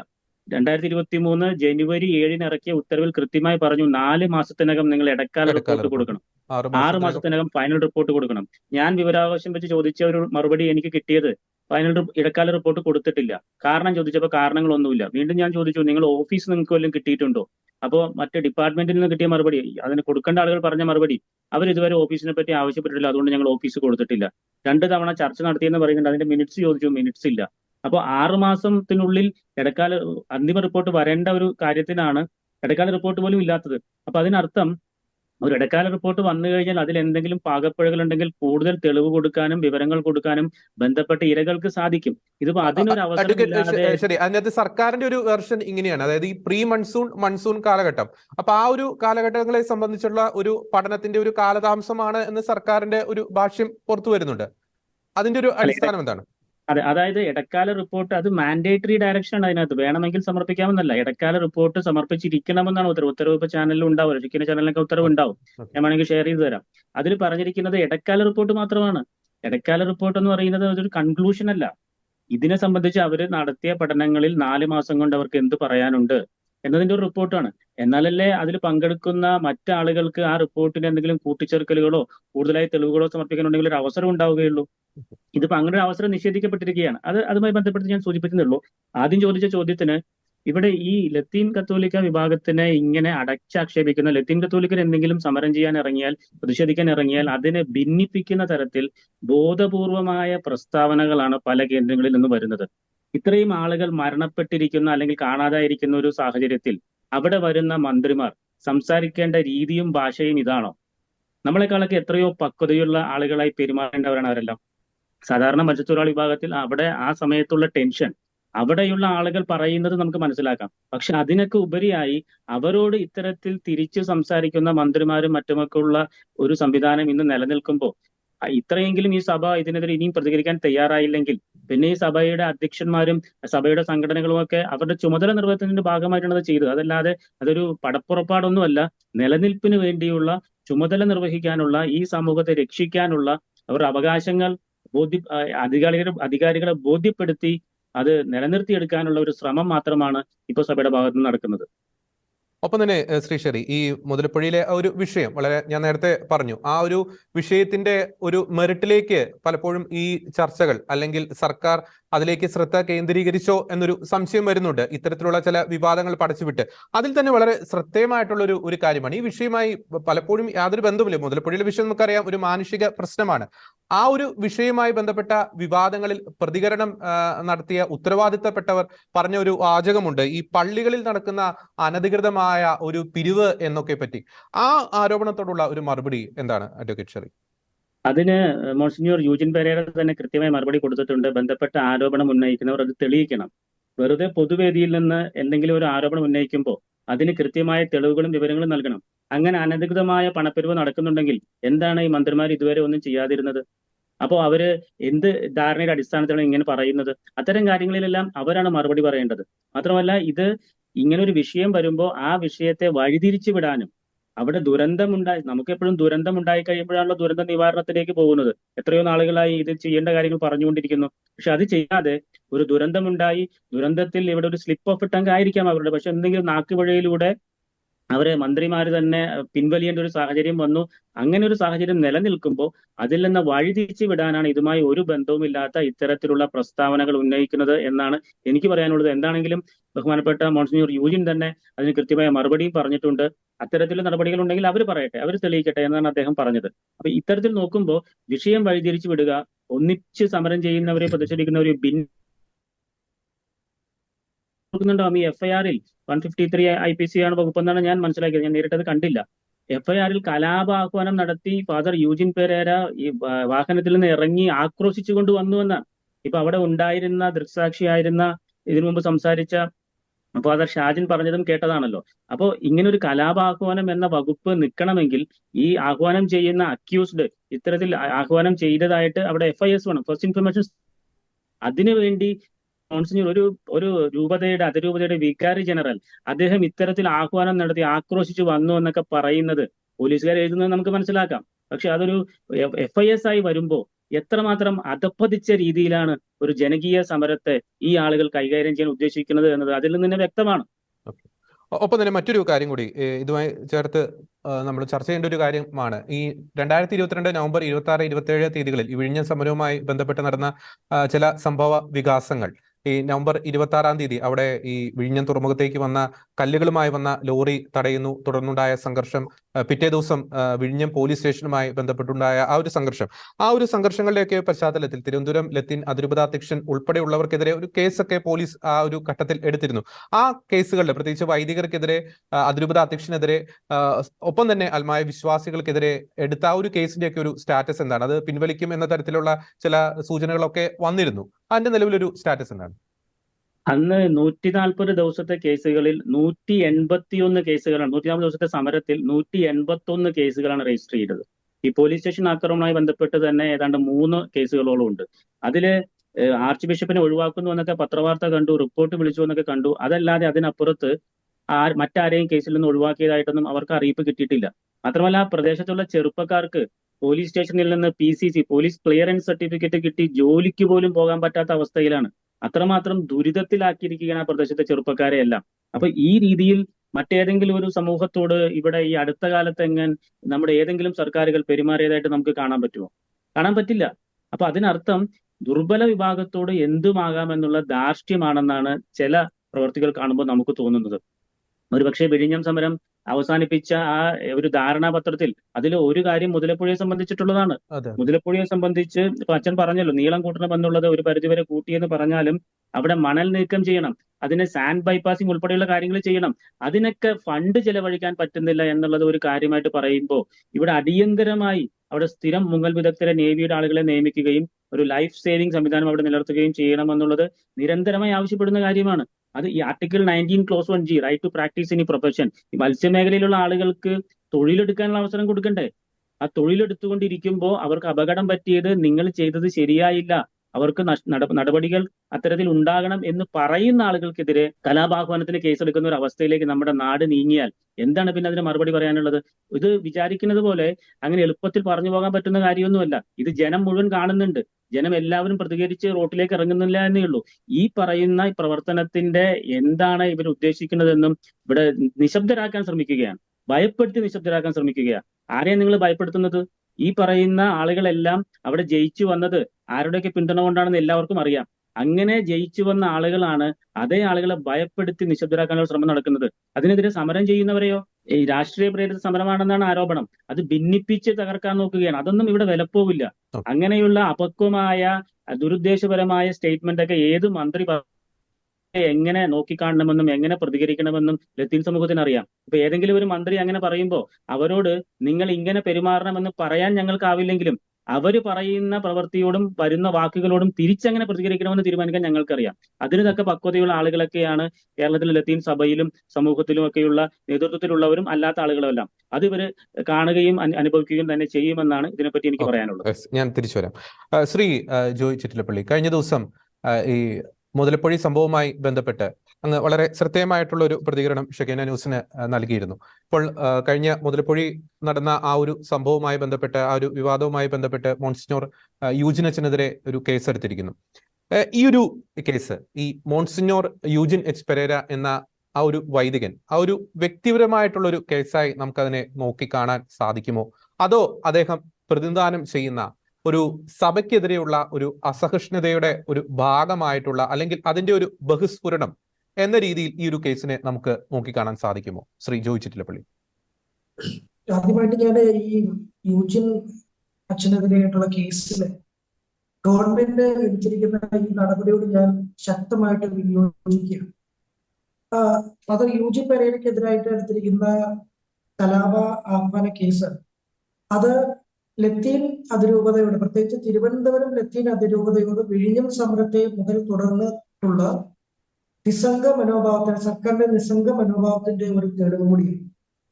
ഫാദർ യൂജിൻ പെരേര എന്ന് പറയുന്ന ഫാദറാണ്, നമുക്കറിയാം, വിഴിഞ്ഞം പോർട്ടിന്റെ സംരക്ഷണ സമിതിയുടെ എല്ലാം തലപ്പത്തിരിക്കുന്നതാണ്. അദ്ദേഹം ആ സമൂഹത്തിന്റെ പുനരുദ്ധാരണത്തിന് വേണ്ടി, അതായത് സർക്കാർ കഴിഞ്ഞ മാറി വന്ന 2 സർക്കാരുകൾ നടത്തിയ റീഹാബിലിറ്റേഷൻ, അതായത് വിഴിഞ്ഞം ഇന്റർനാഷണൽ സീപോർട്ട് ലിമിറ്റഡ് എന്ന് പറയുന്നത് ഗവൺമെന്റിന്റെ കീഴിൽ കേരള സർക്കാരിന്റെ അധീനതയിൽ വരുന്ന മൊത്തം നിയന്ത്രണത്തിലുള്ള ഒരു കമ്പനിയാണ്. ഇതിന്റെ പൂർണ്ണ നിയന്ത്രണമാണ്. ഇതിനകത്ത് വ്യക്തമായിട്ട് പറഞ്ഞിരിക്കുന്നുണ്ട്, റീഹാബിലിറ്റേഷനും അതുപോലെ ഭൂമി സംഭരണം ഉൾപ്പെടെയുള്ള എല്ലാ കാര്യങ്ങളും ചെയ്യേണ്ടത് ഇവരാണ്. ഇവർ ചെയ്യേണ്ട കാര്യങ്ങളൊന്നും കഴിഞ്ഞ കുറെ നാളുകൾ മത്സ്യബന്ധന മേഖലയിൽ പ്രവർത്തിക്കുന്നവർക്ക് വേണ്ടിയിട്ട് ചെയ്യാത്ത സാഹചര്യത്തില് ആണ് ഇത്തരം ഒരു വിഴിഞ്ഞം സംരക്ഷണ സമിതിയുമായിട്ട് ബഹുമാനപ്പെട്ട യൂജിൻ അച്ഛന് മുന്നോട്ട് പോകേണ്ടി വന്നു. അതുകൊണ്ട് തന്നെ വളരെ ക്രമസമാധാനം പാലിച്ചുകൊണ്ടുള്ള ഒരു സമരമാണ് അവിടെ നടന്നത്. പക്ഷേ ഈ ഇദ്ദേഹത്തിന്റെ തുടരെയുള്ള ക്രിയാത്മകമായ ഇടപെടലുകൾ സർക്കാരിന്റെ ശരിക്കും പറഞ്ഞാൽ സമാധാനം കെടുത്തിയ ഒരു അവസ്ഥയാണ് ഉണ്ടായത്. അതുകൊണ്ട് തന്നെ അദ്ദേഹത്തിന് ഒതുക്കി തീർക്കേണ്ടത് ഏറ്റവും അനിവാര്യമായ ഒരു ഘടകമായിട്ട് സർക്കാരിന് തോന്നി. ആ നാടകത്തിന്റെ ഒരു തിരശീലയായിരുന്നു ആ വിഴിഞ്ഞം സമരത്തിന്റെ ഏറ്റവും അവസാന നിമിഷങ്ങളിൽ അത് ഒതുക്കി തീർക്കുന്നതിന് വേണ്ടി നടത്തിയിട്ടുള്ള, പ്രത്യേകിച്ച് തുറമുഖ വകുപ്പ് കൈകാര്യം ചെയ്യുന്ന ശ്രീമാൻ അബ്ദുറഹ്മാൻ കേന്ദ്രീകരിച്ച് നടത്തിയിട്ടുള്ള ഒരു നാടകമായിട്ട് തന്നെയാണ് ഞാൻ അതിനെ കാണുന്നത്. ആ നാടകത്തിന്റെ ഫലമായിട്ടാണ് അത്തരം ഒരു സംഘർഷം അവിടെ ഉണ്ടായത്. ആ സംഘർഷത്തെ തുടർന്നാണ് ആ കേസ് ശരിക്കും പറഞ്ഞാൽ ഒതുക്കി തീർക്കേണ്ടി വന്നത്. ആ സംഘർഷവും ആ പ്രശ്നവും ഉണ്ടാക്കി അത് ഒതുക്കി തീർത്തതിന്റെ പാരിതോഷികമാണ് തൊട്ടടുത്ത മാസങ്ങളിലായിട്ട് അബ്ദുറഹ്മാന് ന്യൂനപക്ഷ ക്ഷേമ വകുപ്പ് പിണറായി വിജയൻ നൽകി. അപ്പോൾ ഇത് തീർച്ചയായിട്ടും ഒരു വ്യക്തിക്കെതിരായിട്ടുള്ള ഒരു ഗൂഢാലോചന മാത്രമല്ല, ഒരു പ്രീണന നയത്തിന്റെ കൂടെ ഭാഗമാണ്. കമ്മ്യൂണിസ്റ്റ് സർക്കാർ തീർച്ചയായും ലത്തീൻ സമുദായത്തോട് വളരെ നിസ്സംഗമായിട്ടുള്ള മനോഭാവമാണ് കാണിക്കുന്നത്. അതിന് ഏറ്റവും ഉത്തമ ഉദാഹരണമാണ് വീണ്ടും ബഹുമാനപ്പെട്ട ശ്രീ യുജിൻ പെരേര അച്ഛൻ നടത്തിയിട്ടുള്ള ഈ ക്രിയാത്മകമായ ഇടപെടലിന്റെ തുടക്കത്തിലേ കൊള്ളേണ്ടത് ഏറ്റവും അനിവാര്യമായ ഒരു കാര്യമായിട്ട് സർക്കാരിന് അറിയാം. കാരണം അത് തുള്ളിയില്ല എങ്കിൽ അവിടുത്തെ ജനങ്ങൾ സർക്കാരിനെതിരെ തിരിയും. അത് സർക്കാരിന്റെ ക്ഷേമ പ്രവർത്തന സൽപ്പേരിനെ മോശമുണ്ടാക്കും എന്നുള്ളത് വ്യക്തമായിട്ട് അറിയാം. അടുത്ത വർഷത്തെ വോട്ട് ബാങ്കിനെ അത് സ്വാധീനിക്കും എന്നുള്ളത് അറിയാം.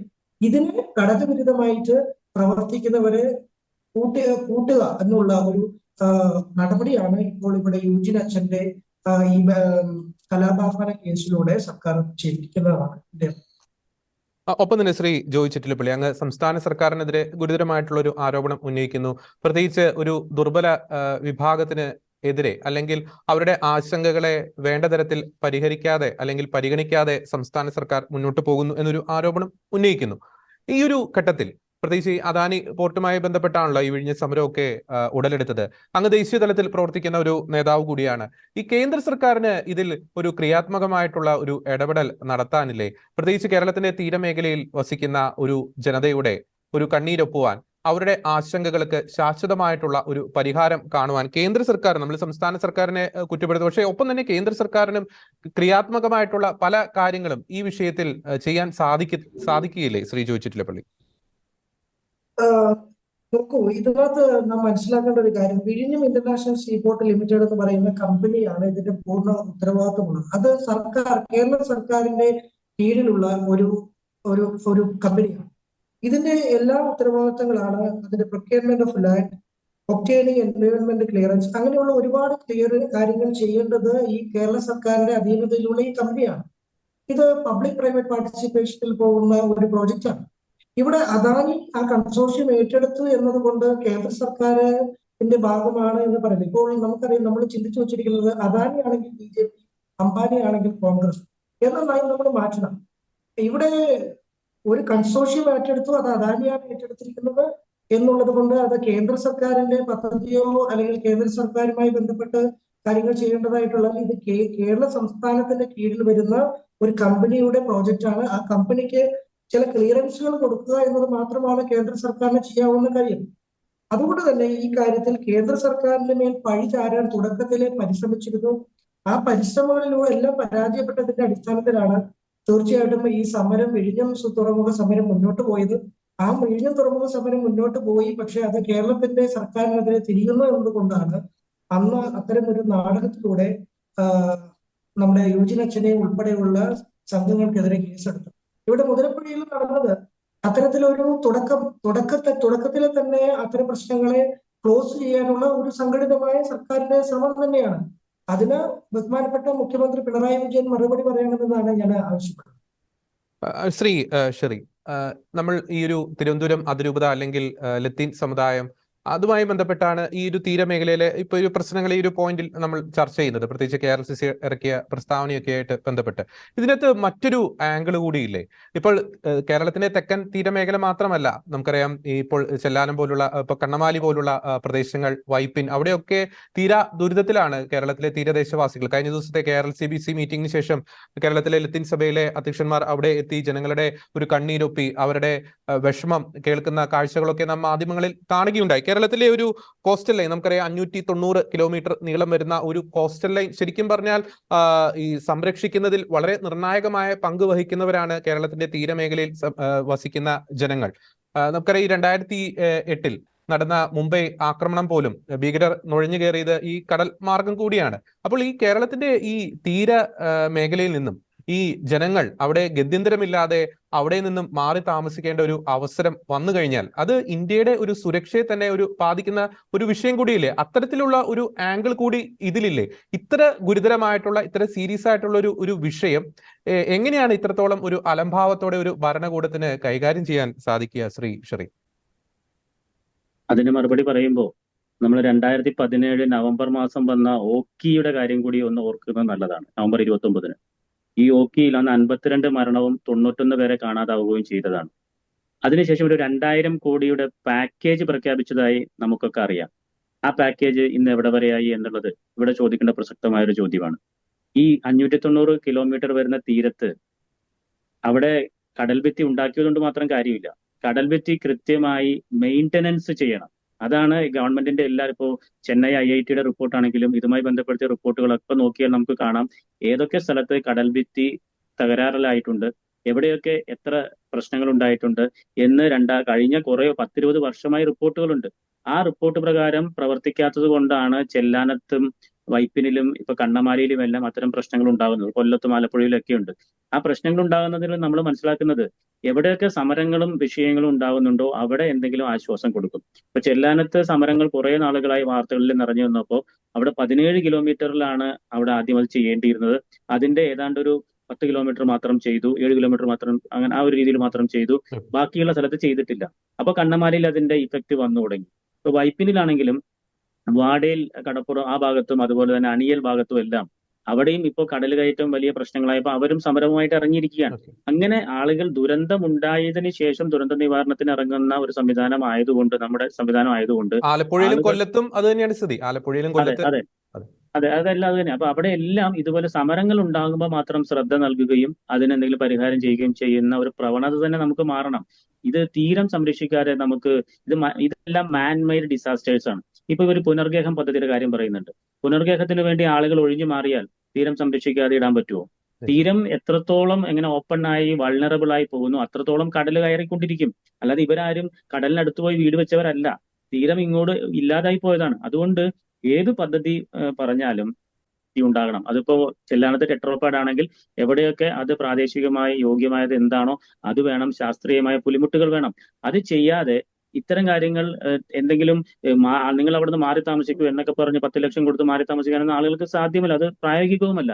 അങ്ങനെയൊക്കെ പറയുന്നതിന് പകരം തീരത്ത് സംരക്ഷണം ഒരുക്കാൻ വേണ്ടി കൃത്യമായ കടൽഭിത്തി ഉണ്ടാക്കി മെയിൻ്റനൻസ് ചെയ്യുക എന്നുള്ളതാണ് ഒരു പ്രധാനപ്പെട്ട ഒരു കാര്യം. അതല്ലാതെ ഇപ്പൊ നമ്മൾ തീരദേശ ഹൈവേയുടെ കാര്യം പറയുന്നുണ്ട്. ഏത് പാത വന്നാലും തീരം സംരക്ഷിക്കാതെ എങ്ങനെയാണ് ഈ ഒരു സംവിധാനത്തെ നമുക്ക് ഈ ജനങ്ങൾക്ക് സുരക്ഷിതത്വം കൊടുക്കാൻ പറ്റുന്നത്? അപ്പൊ അതുകൊണ്ട് തീരം സംരക്ഷിക്കുന്നതിൽ വലിയ പരാജയമാണ്. അത് സമരങ്ങൾ ഉണ്ടായതുകൊണ്ട് ചെല്ലാനത്ത് രക്ഷപ്പെട്ടു, കുറച്ച് ആളുകൾക്ക് രക്ഷ കിട്ടി. അതിനപ്പുറത്ത് കണ്ണമാലിയിലൊക്കെ പ്രശ്നങ്ങൾ നേരിട്ട് വരുന്നു. അപ്പൊ ഞാൻ പറഞ്ഞു വരുന്നത് ഇതിനൊരു നിരന്തരമായ ഒരു മോണിറ്ററിംഗ് സംവിധാനം വേണം. തീരം ഉണ്ടാക്കി വെറുതെ കടൽഭിത്തി ഉണ്ടാക്കിയാൽ പോരാ. ഇപ്പൊ ചെല്ലാനത്താണെങ്കിലും കടൽഭിത്തി ഉണ്ടാക്കിയാൽ മാത്രം പോരാ, അതിനും സമയബന്ധിതമായ മെയിൻ്റനൻസ് നടത്തണം. ആ കാര്യങ്ങൾ ചെയ്യാത്തതാണ് ഇവിടെ ഇങ്ങനെയുള്ള ബുദ്ധിമുട്ടുകൾ വരാൻ കൂടുതൽ കാരണമെന്നാണ് മനസ്സിലാക്കുന്നത്. അപ്പം മറ്റൊരു കാര്യം ശ്രീ, ഇപ്പോൾ കേരള രാഷ്ട്രീയത്തെ അല്ലെങ്കിൽ രാഷ്ട്രീയത്തിന്റെ ഏത് മേഖലയാണെങ്കിലും രാഷ്ട്രീയ നേതൃത്വങ്ങളെ നയിക്കുന്നത് ഈ വോട്ട് ബാങ്ക് ഒരു പൊളിറ്റിക്സ് ആണ്. ഇപ്പോൾ കേരളത്തിന്റെ തീരമേഖലയെ സംബന്ധിച്ചിടത്തോളം ഒരു പല മണ്ഡലങ്ങളിലും ഇപ്പോൾ ലോക്സഭാ തെരഞ്ഞെടുപ്പ് വരാൻ പോകുന്നു, പഞ്ചായത്ത് ഇലക്ഷൻ വരുന്നു, 2026 നിയമസഭാ ഇലക്ഷൻ ഒക്കെ വരാൻ പോകുന്നു. പല മണ്ഡലങ്ങളിലും ഒരു നിർണായക സ്വാധീനം കേരളത്തിലെ ലത്തീൻ സമുദായത്തിനുണ്ട്. ഒപ്പം തന്നെ തീരദേശത്ത് വസിക്കുന്ന മത്സ്യത്തൊഴിലാളികൾക്ക് ഉണ്ട്. ഇത്രത്തോളം ഒരു നിർണായക സ്വാധീനം വഹിക്കുന്ന ഒരു ജനസമൂഹത്തിന്റെ ഒരു ആവശ്യങ്ങളെ ഒരു വർഷങ്ങളായി ഒരു നിസ്സംഗത മനോഭാവത്തോടെ തന്നെയാണ് പലപ്പോഴും അധികാരവർഗം കാണുന്നത്.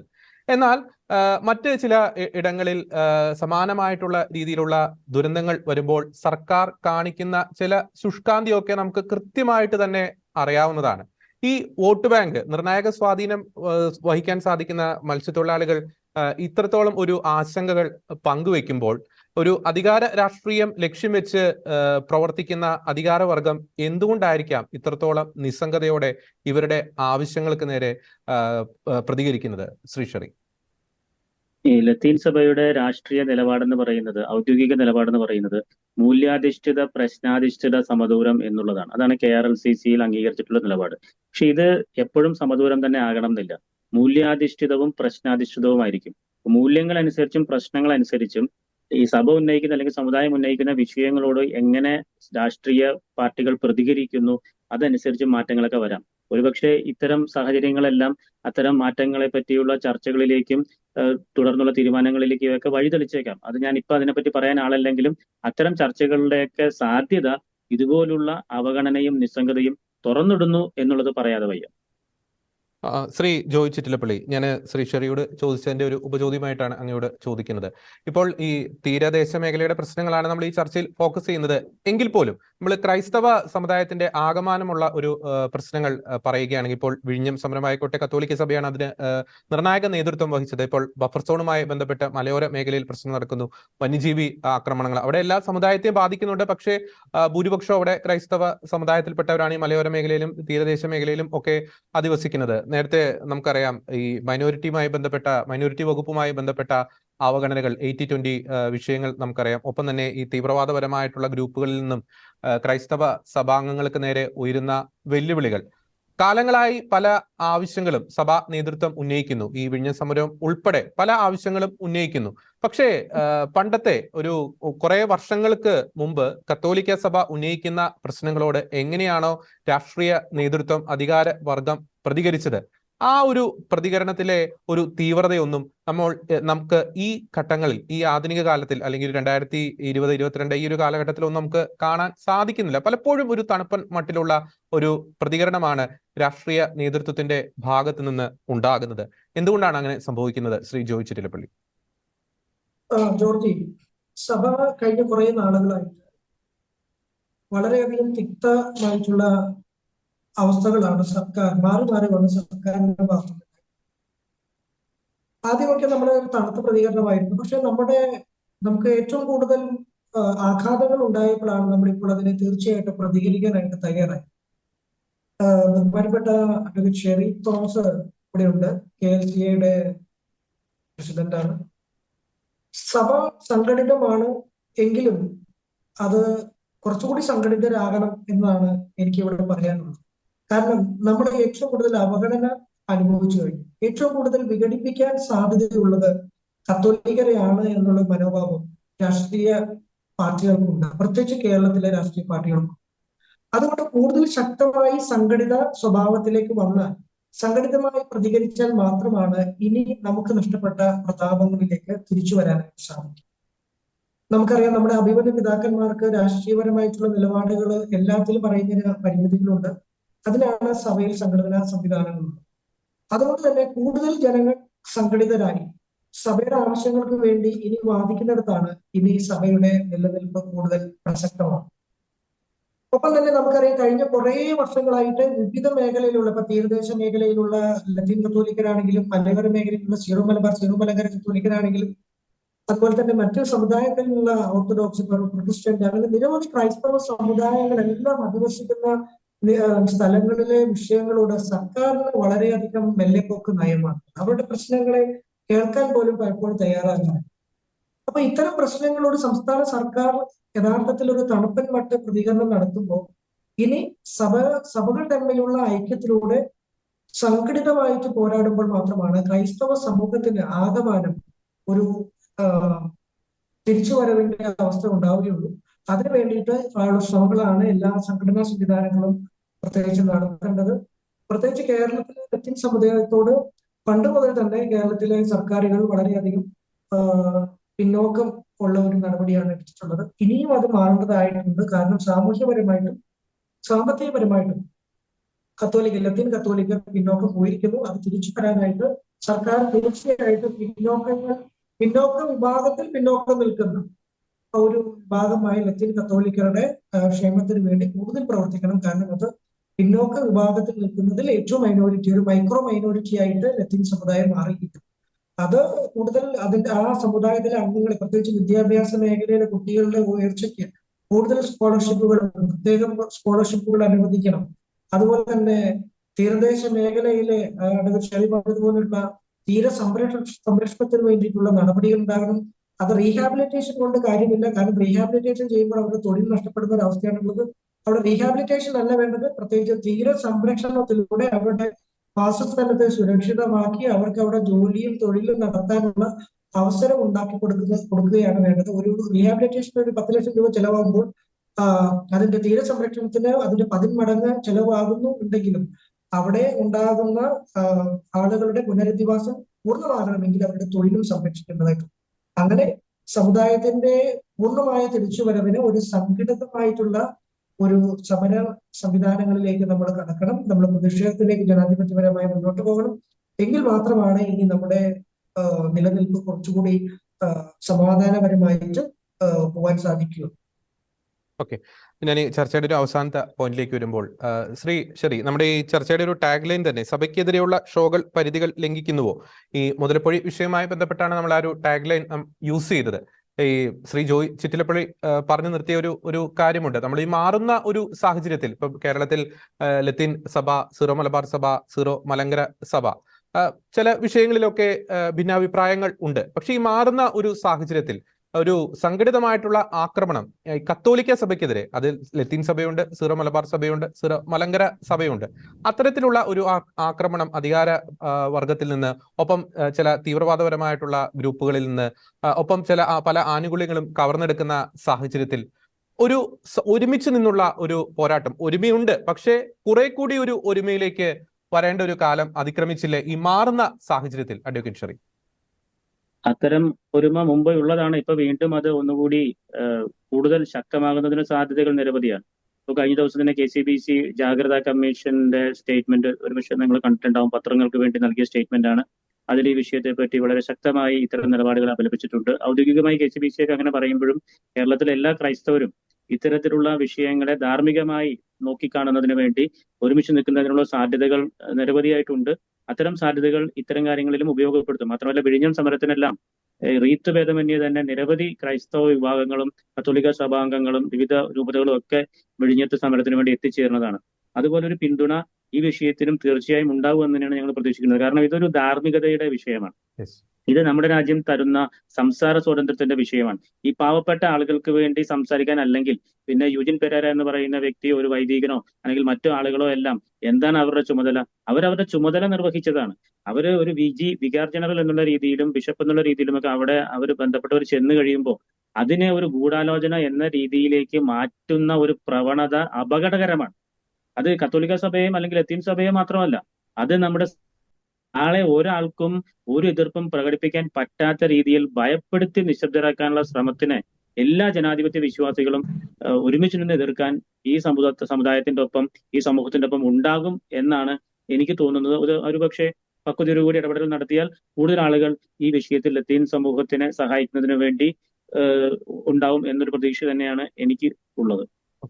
ഒപ്പം തന്നെ മറ്റൊരു പോയിന്റ് കൂടി അങ്ങ് പറഞ്ഞു, പ്രത്യേകിച്ച് ഒരുമയോട് നിന്ന് പോരാടേണ്ട ഒരു കാര്യം, ഒപ്പം തന്നെ വൈദികരുടെയൊക്കെ ഒരു ഉത്തരവാദിത്തം. ഞാൻ വീണ്ടും ആ വാക്ക് എടുത്ത് പറയുകയാണ്. ഈ മാറുന്ന ഈ ഒരു കാലഘട്ടത്തിൽ ഈ സാധാരണ വിശ്വാസികൾക്ക്, അത് ലത്തീൻ സമുദായത്തിലെ വിശ്വാസികളായിക്കോട്ടെ, സീറോ മലബാർ സഭയിലെ വിശ്വാസികളായിക്കോട്ടെ, സീറോ മലങ്കര സഭയിലെ വിശ്വാസികളായിക്കോട്ടെ, അവരുടെ അവകാശങ്ങളെ കുറിച്ച്, അവരുടെ ആനുകൂല്യങ്ങളെ കുറിച്ച്, പ്രത്യേകിച്ച് നമുക്കറിയാം വിഴിഞ്ഞം സമരമൊക്കെ ബന്ധപ്പെട്ട് അന്നത്തെ പല മീഡിയാസൊക്കെ സാധാരണ മത്സ്യത്തൊഴിലാളികളായിട്ടുള്ള സ്ത്രീജനങ്ങളോട് ഒക്കെ, പാവപ്പെട്ട തൊഴിലാളികളോടൊക്കെ ചോദിച്ചപ്പോൾ അവർക്ക് പലർക്കും വ്യക്തമായി തന്നെ എന്താണ് ആ ഒരു ഇഷ്യൂ എന്നതിനെ കുറിച്ചൊക്കെ കൃത്യമായി തന്നെ അവർക്ക് അവബോധമുണ്ട്. പലരുടെയും വാക്കുകളൊക്കെ വളരെയധികം വൈറലായിരുന്നു. അതുപോലെ തന്നെ സമാനമായിട്ടുള്ള പല സാഹചര്യങ്ങളിലും നമ്മുടെ ആനുകൂല്യങ്ങൾ, നമുക്കെതിരെ ഉണ്ടാകുന്ന അല്ലെങ്കിൽ സഭയ്ക്കെതിരെ ഉണ്ടാകുന്ന ആക്രമണങ്ങൾ, അതിനെപ്പറ്റിയൊക്കെയുള്ള ഒരു കൃത്യമായിട്ടുള്ള ഒരു അവബോധം സാധാ വിശ്വാസികൾക്ക്, വൈദികർക്കുണ്ട്, സഭാധ്യക്ഷന്മാർക്കുണ്ട്, ഇപ്പോൾ അങ്ങേ പോലുള്ള ക്രൈസ്തവ സംഘടനാ നേതാക്കൾക്ക് ഒക്കെയുണ്ട്. പക്ഷെ അത് കുറെ കൂടി ഒരു താഴെ തട്ടിലേക്ക് അത് കുറെ കൂടി വ്യാപിപ്പിക്കേണ്ടതല്ലേ അഡ്വക്കേറ്റ് ഷെറി? അത് സ്വാഭാവികമായും ശരിയാണ്. അതിന്റെയൊക്കെ ഒരു പ്രതിഫലനമായിട്ടാണ് ഇപ്പൊ ഇന്ന് നടക്കുന്ന സമരം. അത് വൈദികർ മുന്നിൽ നിന്ന് ചെയ്യുന്ന സമരമല്ല. ഇന്ന് തിരുവനന്തപുരത്ത് അഞ്ചുതെങ്ങ് പോലീസ് സ്റ്റേഷൻ ഉപരോധം നടത്തുന്നത് വൈദികരുടെ നേതൃത്വത്തിലല്ല. അത് അവിടെയുള്ള KLCA ഉൾപ്പെടെയുള്ള KLCW ഉള്ള മത്സ്യത്തൊഴിലാളി സംഘടനകൾ അവരുടെയൊക്കെ നേതൃത്വത്തിലാണ്, KCYM-ന്റെ ഒക്കെ നേതൃത്വത്തിലാണ്. അത് വൈദികർ മുന്നിട്ട് നിന്ന് സമരം ചെയ്യേണ്ട മറ്റു പല ആവശ്യങ്ങളുണ്ടാകുമ്പോൾ അവർ വരും. പക്ഷെ ഇപ്പൊ ചെയ്യുന്നത്, ഇത് വിഷയം ഏറ്റെടുത്ത് ചെയ്യുന്നത് അൽമായർ തന്നെയാണ്. അങ്ങനെ ഒരു രീതിയിലേക്ക് വരുമ്പോൾ സ്വാഭാവികമായും ഈ പറഞ്ഞ പോലെ എല്ലാവരെയും ഒരുമിപ്പിച്ച് കൊണ്ടുപോകാനുള്ള ശ്രമങ്ങൾ ഉണ്ടാകും. മാത്രമല്ല, വിഴിഞ്ഞം സമരത്തിന്റെ ഒരു ആക്ഷേപം അത് തന്നെയായിരുന്നല്ലോ, അവിടെയുള്ളവർക്കല്ല പ്രശ്നം എന്നൊക്കെയായിരുന്നല്ലോ. അത് തന്നെ ഇപ്പൊ ഇവിടെയും പറയാൻ ശ്രമിക്കുന്നുണ്ട്. മുതലപ്പൊഴിയിലുള്ളവർക്കല്ല പ്രശ്നം, ജീവൻ എവിടെ പോയാലും അതിനെതിരെ പ്രതികരിക്കുക എന്നുള്ളത് നമ്മുടെയൊക്കെ ഒരു ഉത്തരവാദിത്വമാണ്. അത് മുതലപ്പൊഴിയിൽ ഉള്ളവർ മാത്രമേ അവിടെ മരിച്ചു പോകുന്നവർക്ക് വേണ്ടി പ്രതികരിക്കാനാകൂ എന്ന് പറയുന്നത് അത് എന്ത് ഉദ്ദേശത്തോടു കൂടിയാണെന്നൊക്കെ നമുക്കറിയാം. ഏതാണെങ്കിലും ഇത്തരം സാഹചര്യങ്ങൾ ഉണ്ടാകുമ്പോൾ നിലവിൽ കേരളത്തിലെ ലത്തീൻ കത്തോലിക്ക സഭയുടെ സംഘടന എന്നുള്ള രീതിയിലും അതുമായി ബന്ധപ്പെട്ട് നിൽക്കുന്ന പ്രസ്ഥാനങ്ങളും എല്ലാം ഒരുമയോടുകൂടി പ്രവർത്തിക്കാനാണ് ഉദ്ദേശിക്കുന്നത്. ഇപ്പൊ ചെയ്തുകൊണ്ടിരിക്കുന്നതും അങ്ങനെ തന്നെയാണ്. അതിന്റെ കൂടെ ഇതര കത്തോലിക്ക വിഭാഗങ്ങളിലെയും ഇതര ക്രൈസ്തവ വിഭാഗങ്ങളിലെയും എന്ന് വേണ്ട എല്ലാ വിഭാഗങ്ങളിലെയും മനുഷ്യനെ സ്നേഹിക്കുന്ന ധാർമ്മികതയോടുകൂടി ഒരു രാജ്യം, ഒരു സംസ്ഥാനം തുടരണമെന്ന് ആഗ്രഹിക്കുന്ന എല്ലാ മനുഷ്യസ്നേഹികളെയും ഇതിൽ ഉൾപ്പെടുത്തുന്ന രീതിയിലാണ് ഞങ്ങൾ മുന്നോട്ട് പോകാൻ ആഗ്രഹിക്കുന്നത്. ഇത് ആരോടും എതിരെയുള്ള വെല്ലുവിളിയോ അല്ലെങ്കിൽ ഒരു കലാപ ആഹ്വാനമോ ഒന്നുമല്ല. ഇത് ഞാൻ ആദ്യം പറഞ്ഞതുപോലെ ഇത് നിലനിൽപ്പിന് വേണ്ടിയുള്ള സമരമാണ്. അത് ഇപ്പോ സൂചിപ്പിച്ചതുപോലെ ലത്തീൻ കത്തോലിക്കരായ ആളുകൾക്ക് തിരിച്ചറിവ് വന്നു കഴിഞ്ഞു. മുൻകാലങ്ങളിൽ നിന്ന് വ്യത്യസ്തമായി ഇത്തരം വിഷയങ്ങളോട് പ്രതികരിക്കാൻ അവർ തന്നെ സ്വമേധയാ വരുന്ന ഒരു കാഴ്ചയാണ് ഇപ്പൊ കണ്ടുകൊണ്ടിരിക്കുന്നത്. മുൻകാലങ്ങളിൽ പള്ളികളിൽ വിളിച്ചു പറഞ്ഞാലാണ് ആളുകൾ വരുന്നത്, വൈദികർ ഇറങ്ങിയാലാണ് വരുന്നത്. ഇന്നിപ്പോ നിങ്ങൾ തിരുവനന്തപുരത്ത് നോക്കിക്കോളൂ, അവിടെ വൈദികരൊന്നും ഇല്ലാതെ തന്നെ ആളുകൾ ഇത് സംഘടിക്കേണ്ടത് ആവശ്യമാണെന്ന് ഒരു ബോധ്യം അവർക്ക് വന്നു കഴിഞ്ഞു. അതുകൊണ്ടാണ് പള്ളുരുത്തിയിൽ KLCA നടത്തിയ സമ്മേളനത്തിലും ആയിരങ്ങൾ ഒഴുകിയെത്തിയത്. ഇനി സംഘടിക്കാതെ തരമില്ല എന്ന ബോധ്യത്തിലേക്ക് ലത്തീൻ കത്തോലിക്കരെ കൊണ്ടുചെന്ന് എത്തിക്കാൻ ഇപ്പോഴുള്ള ഭരണാധികാരികൾക്ക് കഴിഞ്ഞു എന്ന് വേണം പറയാൻ. ഓക്കെ, വളരെ വ്യക്തമാണ്. തീർച്ചയായും പാവങ്ങൾക്ക് ഒപ്പം നിൽക്കുന്നവരെ കലാപകാരികളാക്കി അതിനെ ഷോയാക്കി ചിത്രീകരിക്കുന്ന അധികാര വർഗത്തിന്റെ മനോഭാവം തീർച്ചയായും തിരുത്തപ്പെടേണ്ടിയിരിക്കുന്നു. ഒപ്പം തന്നെ കേരളത്തിൽ അങ്ങോളം ഇങ്ങോളമുള്ള തീരദേശ മേഖലയിലെ പാവപ്പെട്ട മത്സ്യത്തൊഴിലാളികളുടെ കണ്ണീരൊപ്പുവാനുള്ള ആർജവം അധികാരവർഗം കാണേണ്ടിയിരിക്കുന്നു. അതുപോലെ തന്നെ എല്ലാ ക്രൈസ്തവ സഭാ വിഭാഗങ്ങളും ഒന്നിച്ചു നിന്ന് തങ്ങളുടെ അവകാശങ്ങൾക്കായി, തങ്ങളുടെ നിലനിൽപ്പിനായി ഈ രാജ്യം അനുശാസിക്കുന്ന നിയമങ്ങൾക്ക് ഉള്ളിൽ നിന്നുകൊണ്ട് തന്നെ പോരാടേണ്ട സമയവും അതിക്രമിച്ചിരിക്കുന്നു. ഈ ചർച്ചയിൽ വളരെ സജീവമായി പങ്കെടുത്ത ഫാദർ ഷജിൻ ജോസ്, ഒപ്പം തന്നെ അഡ്വക്കേറ്റ് ശ്രീ ഷെറി, ശ്രീ ജോയ് ചിറ്റിലപ്പള്ളി, 3 പേർക്കും നന്ദി.